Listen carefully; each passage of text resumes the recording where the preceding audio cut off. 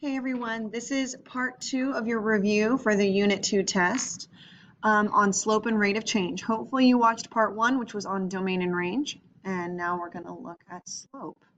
Now remember guys, looking at those words, when you see rate of change, because a lot of us forget what that means, it means slope also. It just usually means slope in the real world.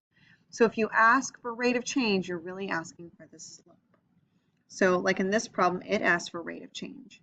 So we're looking for slope. Notice how you don't really need most of the actual words in this problem, guys. You just need to know that you're finding the slope rise over run. So pick 2 points. They kind of gave us 1 point already right there on the y-axis. And pick another point. There are plenty of points in this one. It's not too difficult. And I know it looks like it's rising 1, running 1, but it's not. It's rising from 30 to 40. So our rise is actually rising 10, whereas our run is running 2. And 10 divided by 2 is 5. Now that's the actual number answer, but it says to describe it in a complete sentence. So we do need to know the situation. Knowing what the y values are, dollars, and the x values are the number of banners, okay? So what this really means is that we're paying $10 for 2 banners. So each banner is $5. That's what the slope represents in this situation. So you could use per or each or every to represent slope. So I'm going to write down each banner costs $5. And that's it. Very short sentence for that one. And the next one, I even have the blanks in there for you. Now, keeping in mind that on the test, I believe that number 6 or something similar to number 6 is a drop-down menu. So you're selecting from some answer choices. Now, on a table, if you recall, we're trying to see how much is it increasing or decreasing. In this case, it's decreasing, so I know it's going to be negative, so I'm going to go ahead and put my negative at the beginning. I would do that if I were you. Put your negative knowing that it's decreasing from 25,500 to 20,250. So this is where our calculator might come in handy. So we're going to open up a calculator and type in the larger of the two numbers, 25,500, and we're going to minus the 20,250. So that means it decreased by 5,250.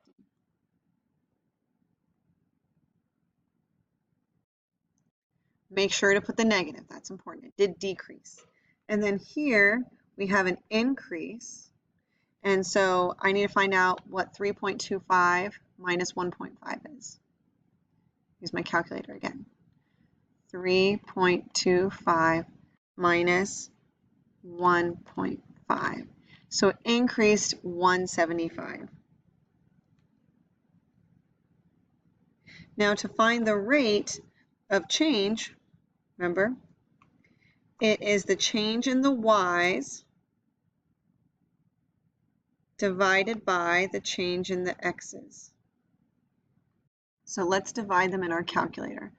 Negative 5,250, because remember it was decreasing, divided by 1.75, and it is negative 3,000.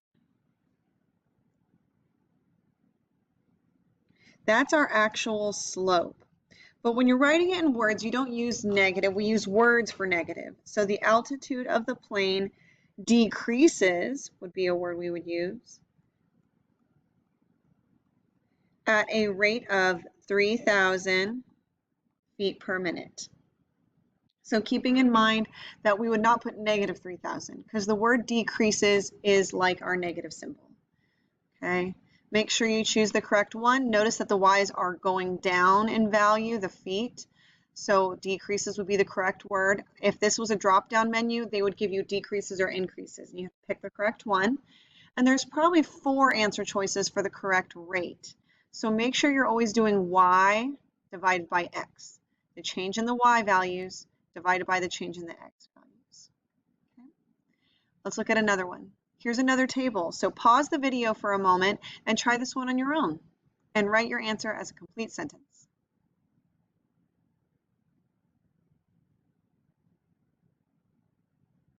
Okay, have a look at that one, guys.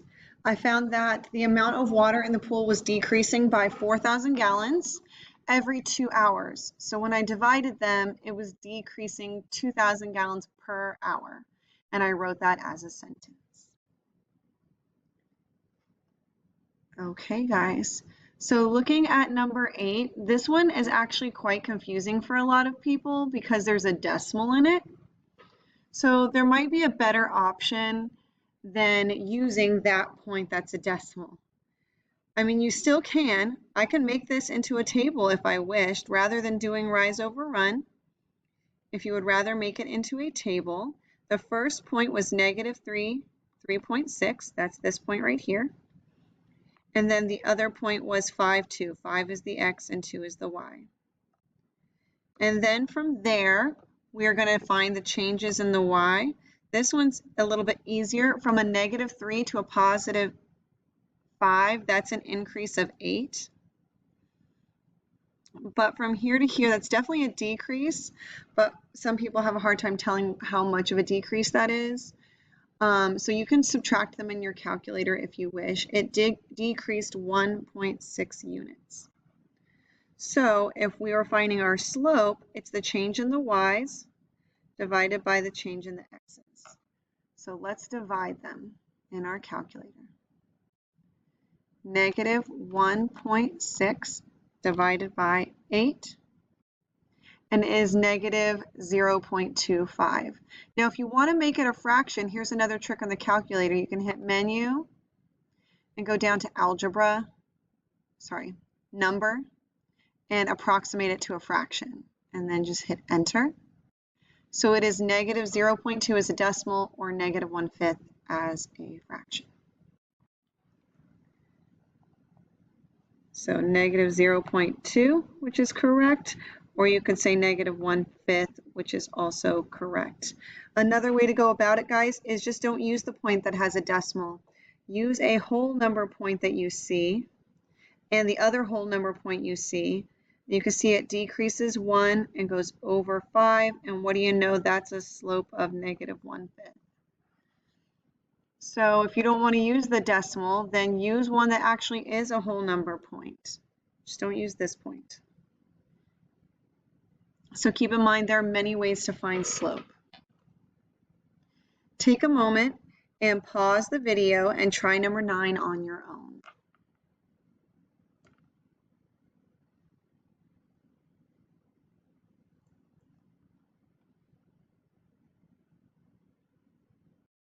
Okay, guys, even though these are all negatives and it seems to you that they're both decreasing, maybe they are not. If we look at our y's from -92 to -72, that's actually a bigger number, -72. It got larger because it's getting closer and closer to 0 and into the positives. So it is actually getting bigger. It's like owing someone -$92 and now I only owe them -72. So it did get bigger by 20. And then in the numerator from -8.5 to -6.5, that's also an increase of 2. And then we divide them. The problem is you need to make sure to divide y on top. 20 divided by 2, not 2 divided by 20. So 20 divided by 2 was 10. That was our rate of change, otherwise known as slope. Feel free to watch these videos as much as you need to, okay? And keeping in mind that if you're looking for slope, rate of change, what notes are you going to look at for this particular one? I believe you're going to look at the notes 2.4 and 2.5. So I'm going to write that on here. Notes to study would be 2.4 and 2.5. Okay? So make sure that if you need to study, those are the ones you look at. Okay? This is the second video of 3. There will be one more on the last section. Okay, so make sure to watch all 3. Good luck, guys.